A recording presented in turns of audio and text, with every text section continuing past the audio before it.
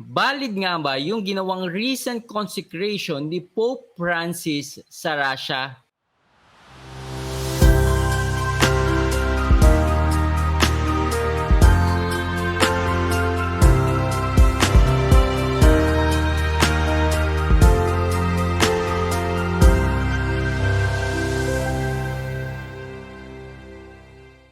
Hello mga ka-faith, my name is Brother Adrian Milag and welcome again to my vlog. At kung first time mo dito sa aking YouTube channel, make sure na mag-subscribe ka at click mo yung notification bell button sa baba ng video na to para lagi kang updated sa mga bagong vlog na gagawin ko. So today mga ka-faith ay gusto kong i-share sa inyo yung ginawang bagong vlog series ni Brother Ludivino Climaco II, isang deboto at defender ng Our Lady of the End Times.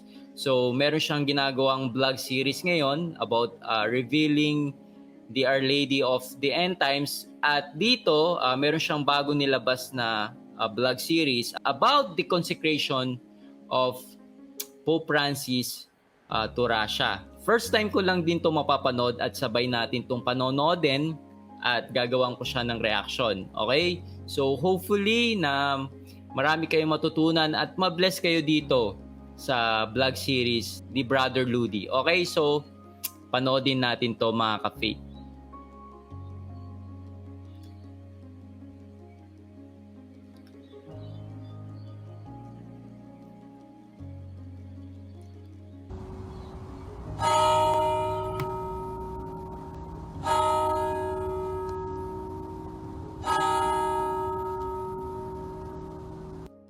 Angelus Domini, nunciavit Mariae,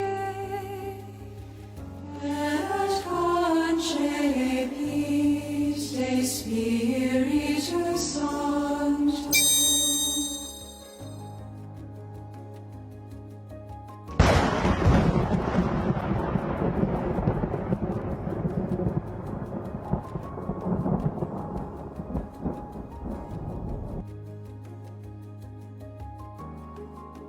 Did Holy Father Francis correctly consecrate Russia to the Immaculate Heart of the Blessed? Okay, medyo putulin ko lang mga ka-faith. Medyo natutuwa lang ako sa background ni Brother Ludi. Mala Hello Kitty. Ayan, joke lang Brother Ludi. Kasi di ba yung dress ni Mama Mary ay pink. Okay, it will complement talaga yung pagiging pink ni Mama Mary dun sa mga Hello Kitty. Ayan, so i-play na natin mga ka-faith. Virgin Mary, this year, 2022, exactly according to the requests of Our Lady of the Holy Rosary of Fatima, on June 13, 1929, at a convent in the municipality of Toy, province of Pontevedra, in Spain. Tama ba ang paglalaan ni Santo Papa Francis sa Rusia sa kalinis-linisang puso ng pinagpalang Birheng Maria ngayong taon? Aba, maganda yung ginagawa niya ngayon ha. May English version at may Tagalog version. Okay, na pinagsama niya sa isang vlog. Effort itong ginagawa ni Brother Ludi. Pero maganda to sa mga madalas na nagrereklamo, especially pag si Brother Ludi piniplay ko yung mga video niya na talagang pure English Marami nagsasabi na hindi raw nila maintindihan. Pero ngayon, ewan ko na lang kung makapagreklamo pa dahil meron ng Tagalog, di ba? So, let's continue. 2022. Tumpak na ayon sa kahilingan ng ating ginang ng banal na rosaryo ng Fatima noong 13 ng Hunyo, taong 1929 sa isang kumbento sa bayan-bayanan ng Toy, lalawigan ng Pontevedra, sa Espanya. Was the consecration too late? Huli na ba ang paglalaan? Good day, my brothers and sisters in the Lord of Lords and King of Kings, and of Our Lady of Revelation and the End Times. to episode 4 of my series of video logs, Ecce Venio Domina, revealing Our Lady of the End Times, called Too Late to Consecrate, Part 1. Magandang araw, mga kapatid ko sa puon ng mga puon, at hari ng mga hari, at ng ating ginang ng pahayag, at mga huling panahon, sa ika-4 na yugto ng aking serye ng mga video logs, Ecce Venio Domina, ang pagpapahayag sa ating ginang ng mga huling panahon na tinatawag na Too Late to Consecrate, unang bahagi. Let us begin with the prayer to Our Lady of the End Times, issued with a nihil obstat by Father Martin S. Maglayon and an imprimatur by Most Reverend Gerardo A. Alminatza, D.D., a priest and his bishop, respectively, of the Diocese of San Carlos in the province of Negros Occidental, the Philippines. Magsimula tayo sa dasalin ng ating ginang ng mga huling panahon na may kaakibat na nihil obstat ni Padre Martin S. Maglayon, isang pari ng Diocese ng San Carlos sa lalawigan ng Negros Occidental sa Pilipinas, at imprimatur ni kagalang-galangang Gerardo A. Alminatza, D.D., ang kanyang mismong obispo. In the name of the Father, and of the Son, and of the Holy Spirit. Amen. O faithful daughter of the Father, majestic Queen of heaven and earth, whose humble yes didst receive the power and commission to crush the head of the ancient serpent. Wherefore, we humbly beseech you,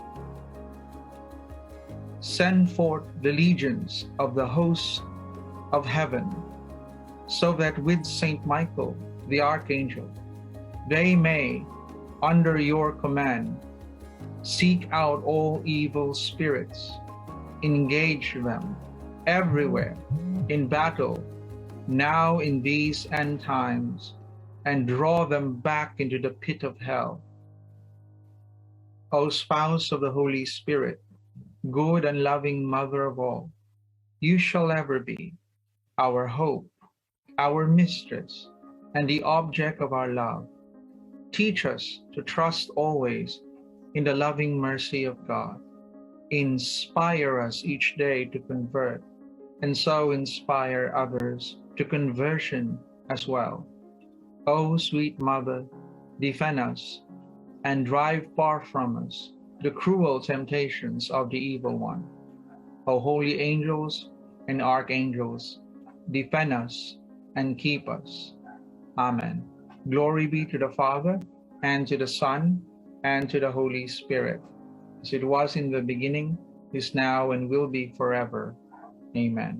In the name of the Father, and of the Son, and of the Holy Spirit. Amen. Huwag na kayong maghanap ng Tagalog niyan kasi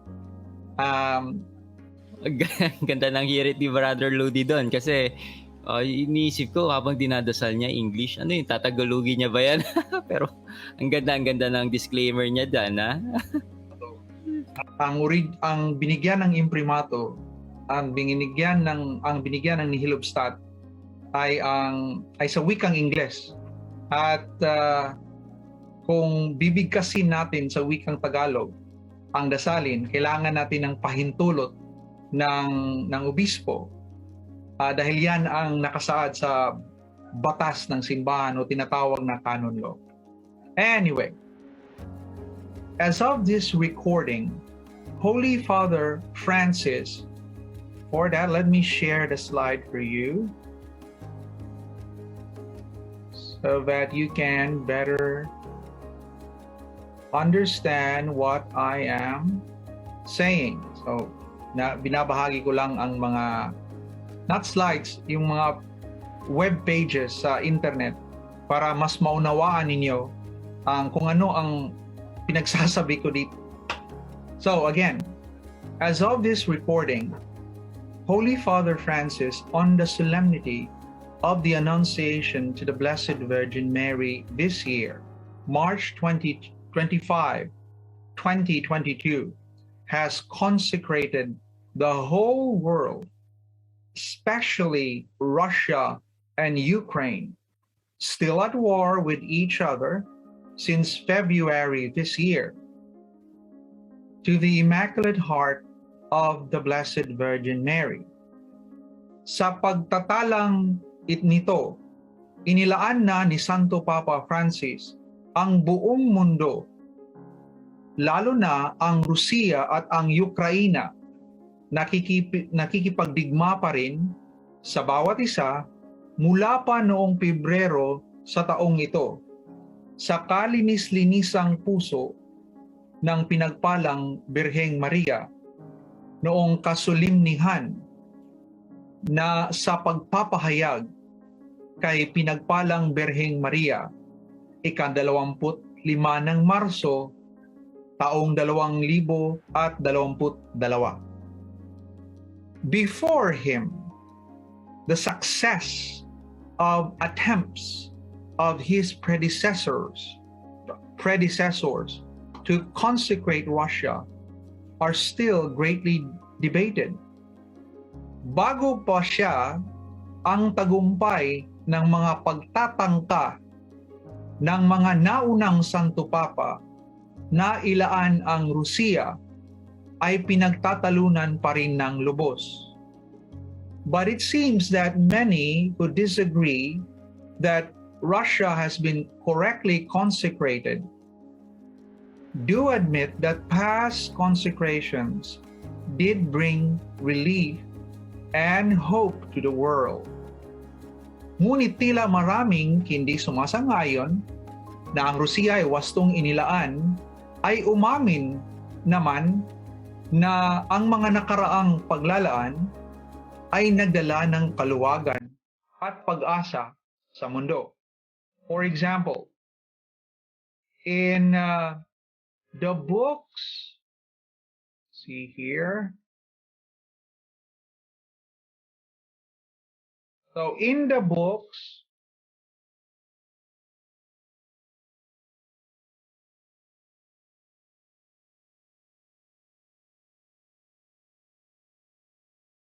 for example, in the books Mary's Immaculate Heart by John F. Murphy and Christian Social Witness and Teaching, Volume 2 by Roger Charles, we read that in the Second World War, having conquered parts of North Africa, Germany was advancing towards the Suez Canal while expanding its invasion in Russia.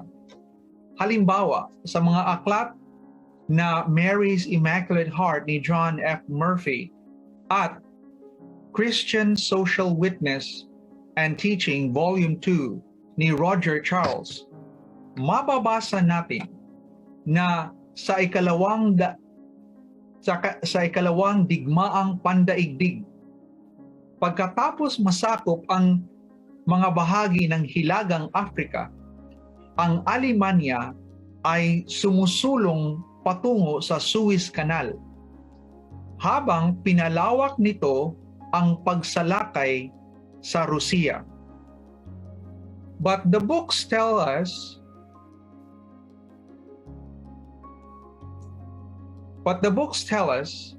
that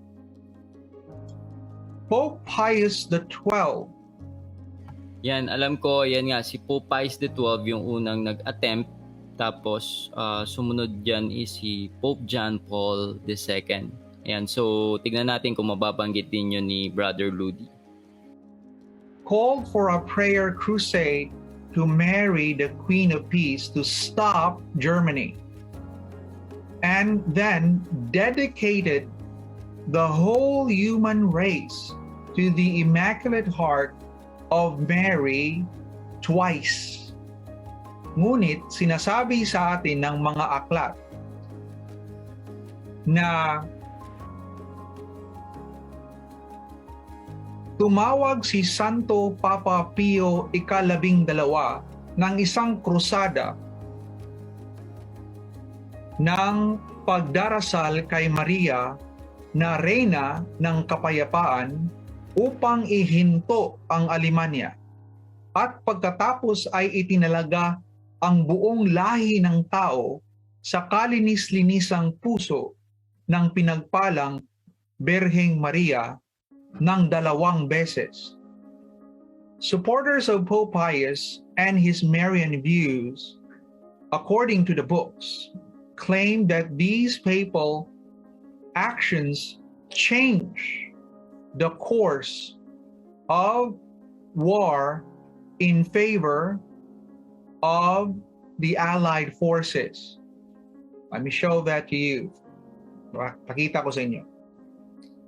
Ayon sa mga taga-suporta ni Santo Papa Pio ika-12 at ng kanyang mga pananaw na Makamaria, ayon sa mga aklat, ay inangkin nila na ang mga pagkilos na makapapa ay nagbago sa takbo ng digmaan na pabor sa mga kaalyadong puwersa. Shortly after the consecration, the books report that Winston Churchill, former Prime Minister of the United Kingdom at the time of World War II, observed that the Allied forces seemed to have won every battle until the end of the World War. Ilang sandali matapos ang paglalaan, naguulat ang mga aklat na si Winston Churchill, na dating punong ministro ng Reino Unido sa panahon ng ikalawang digmaang pandaigdig, ay nakapansin na ang mga kaalyadong puwersa ay tila nananalo sa bawat labanan hanggang sa katapusan ng digmaang pandaigdig. One of the proofs of those who do not believe Russia has been correctly consecrated is the fact that Roman Catholics, as of a 2012 survey, are only 0.1% of the population in Russia. Ang isa sa mga patunay na mga hindi naniniwala na ang Rusiya ay wastong inilaan ay ang katotohanan na ang bilang ng mga Romano Katoliko ayon sa isang pagsisiyasat sa taong 2012 ay 0.1% lamang ng mamamayan ng Rusiya.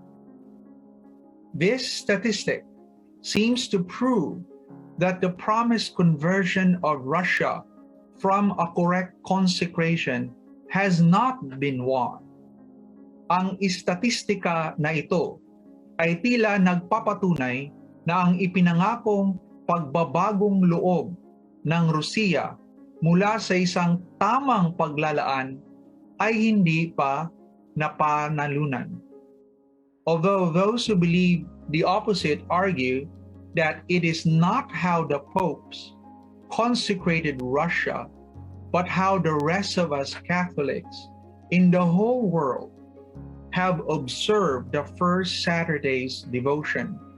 Bagaman ang mga naniniwala sa kabaliktaran ay nagtaltalan na hindi ito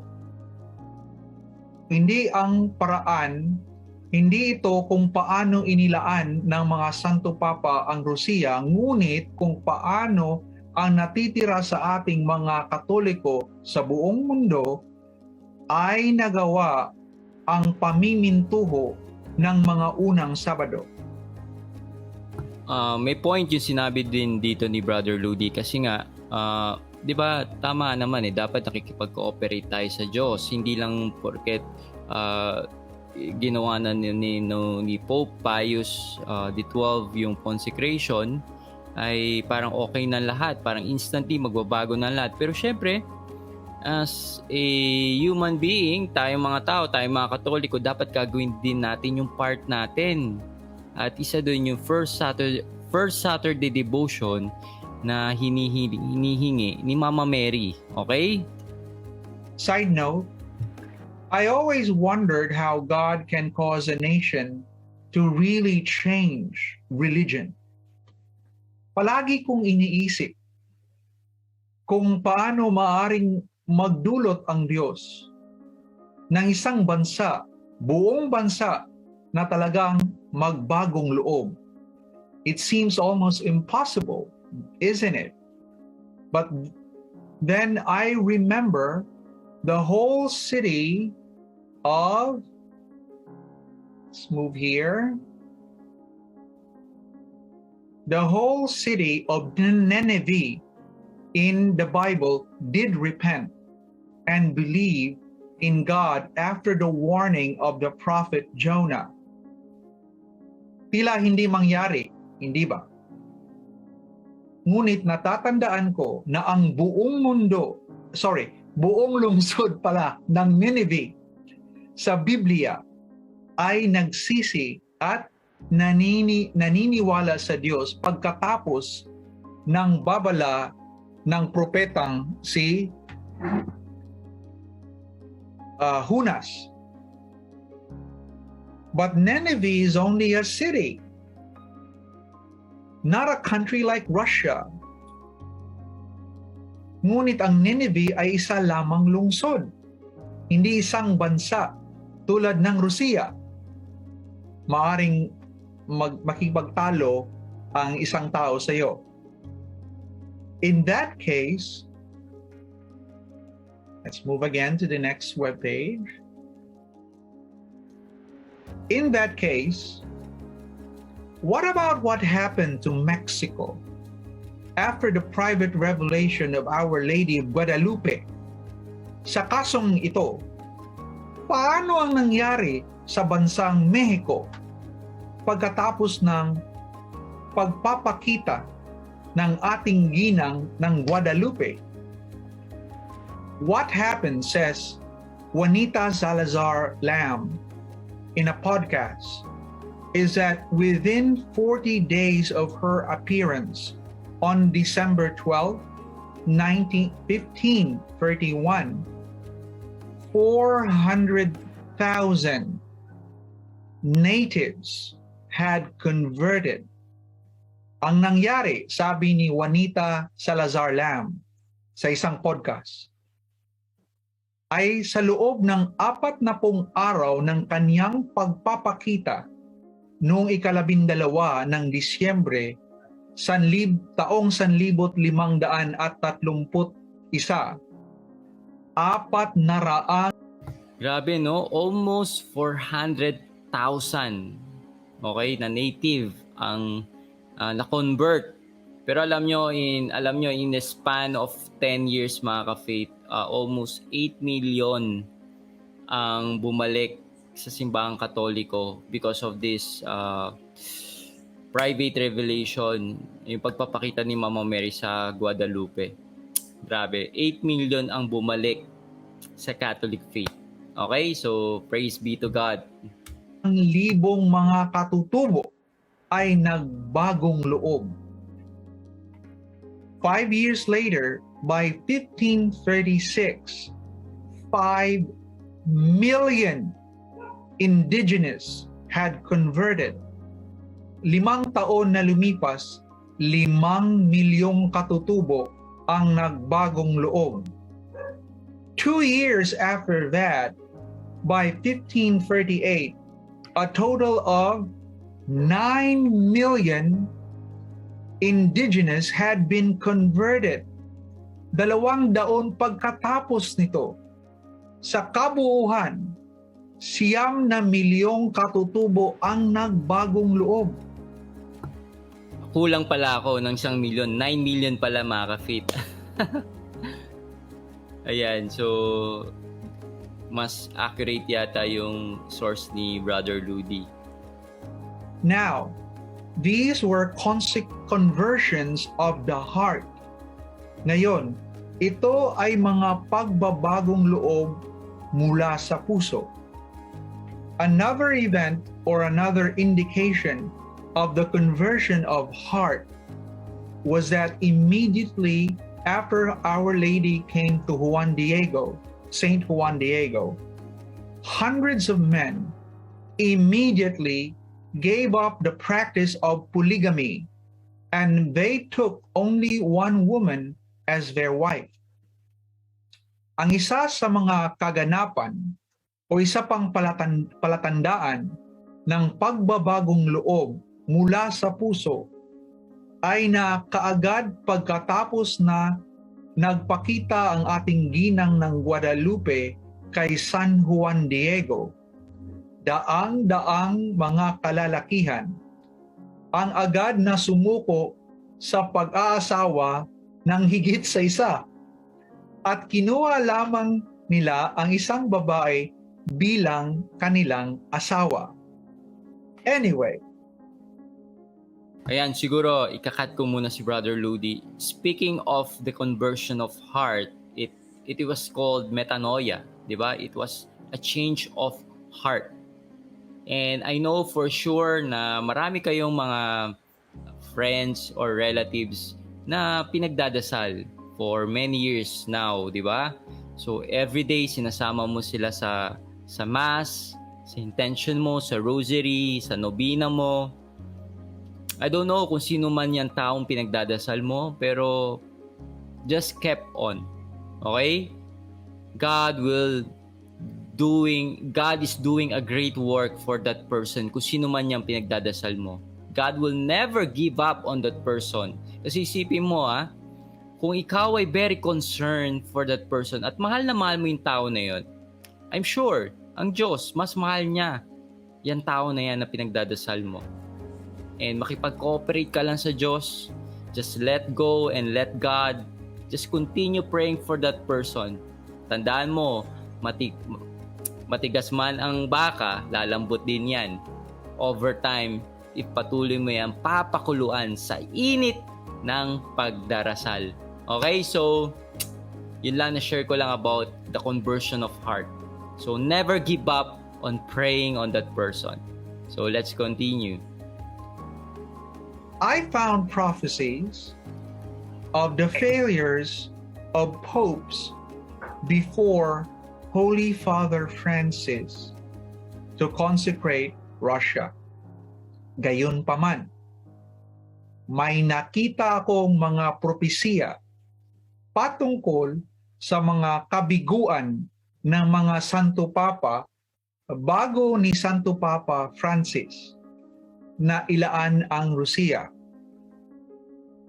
In his book, Unveiling the Apocalypse, the Final Passover of the Church, Emmett O'Regan wrote that the Most Blessed Trinity also appeared to servant of God Lucia de Jesus Rosa dos Santos OCD, or better known as Sister Lucia of Fatima,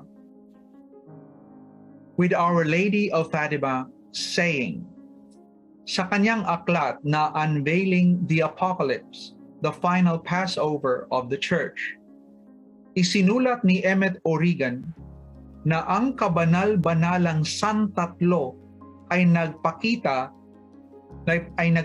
rin sa lingkod ng Diyos na si Lucia de Jesus Rosa dos Santos, o mas kilala bilang Sister Lucia ng Fatima, na nagsasabi, change slide again. Okay. They did not wish to heed my request.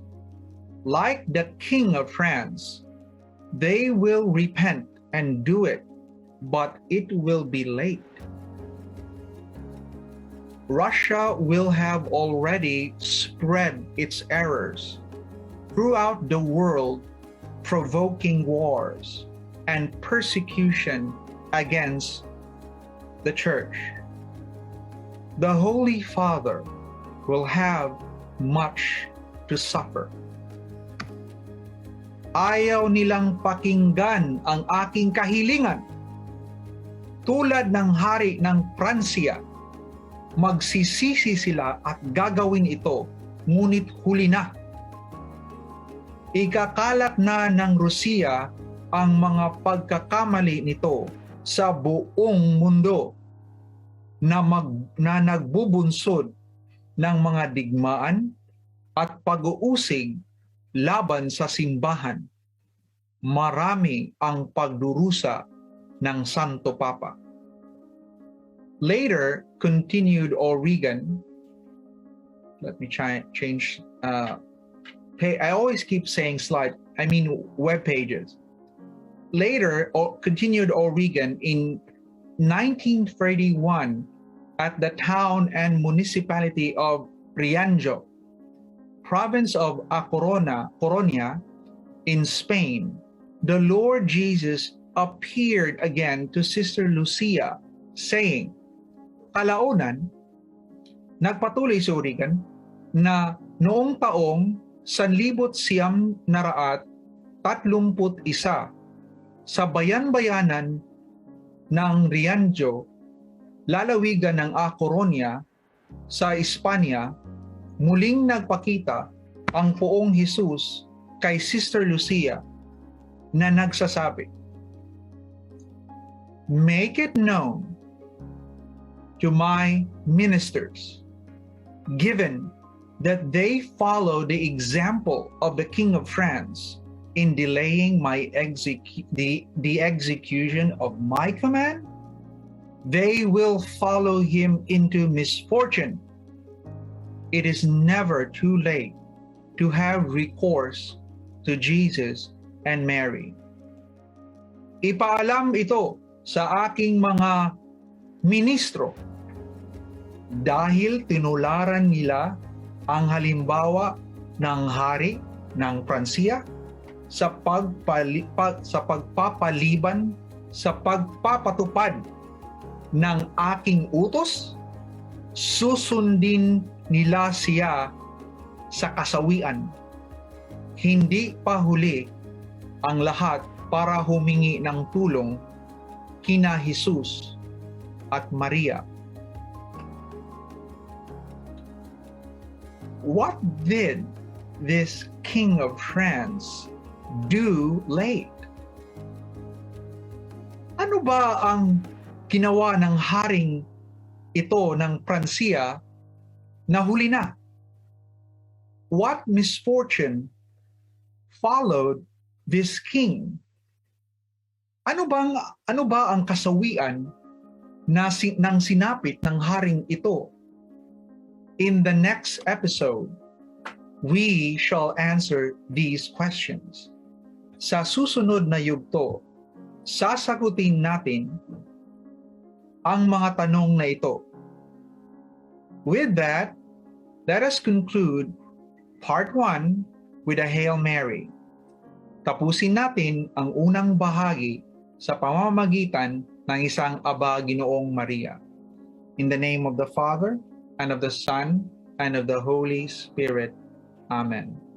Hail Mary, full of grace, the Lord is with you. Blessed are you among women, and blessed is the fruit of your womb, Jesus. Holy Mary, Mother of God, pray for us sinners, now and at the hour of our death. Amen. Glory be to the Father, and to the Son, and to the Holy Spirit, as it was in the beginning, is now, and will be forever. Amen. In the name of the Father, and of the Son, and of the Holy Spirit. Amen. See you on part 2 of our episode today, Too Late to Consecrate.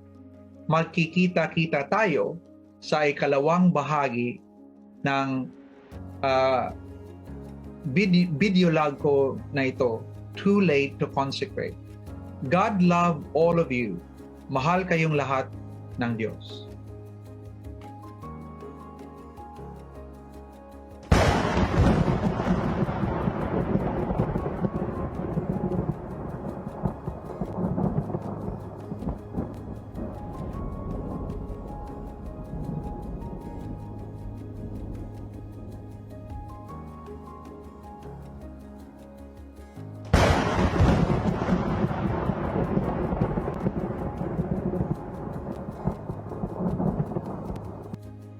Ayan, so medyo nakakabitin itong ginawang vlog series ni Brother Ludi.